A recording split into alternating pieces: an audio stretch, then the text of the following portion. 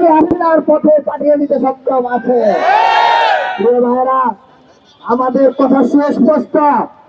আমরা যখন আওয়ামী লীগ সহ 14 দল এবং গণহত্যার সহযোগী, প্রতিবাদের সহযোগী সকল রাজনৈতিক দলগুলোর নিষিদ্ধের দাবিতে আন্দোলন করেছিলাম, সেই আন্দোলনের পরিপ্রেক্ষিতে ইন্টারিম গভর্নমেন্ট ঘোষণা দিয়েছিল আওয়ামী লীগ, ছাত্রলীগ সহ তাদের সকল সহযোগী সংগঠনের কার্যক্রম নিষিদ্ধ। জাতীয় পার্টি 14 দল এরা আওয়ামী লীগের সহযোগী সংগঠন ছাড়া আর কিছুই নয়।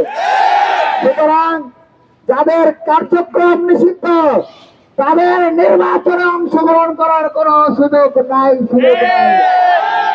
যারা যারা এই জাতীয় পার্টি সহ 14 দল, এনডিএ এবং প্রতিবাদের সহযোগী যে সকল ব্যক্তিরা যারা স্বতন্ত্রভাবে নির্বাচন করছে এবং তাদেরকে যারা নির্বাচন করার সুযোগ করে দিচ্ছে, তাদের প্রত্যেককে বিচারের মুখোমুখি করতে হবে। আমরা ইলেকশন কমিশনকে হুঁশিয়ারি করে বলে দিতে চাই, এখনো সময় আছে। জনতার চোখের ভাষাকে বোঝার চেষ্টা করুন।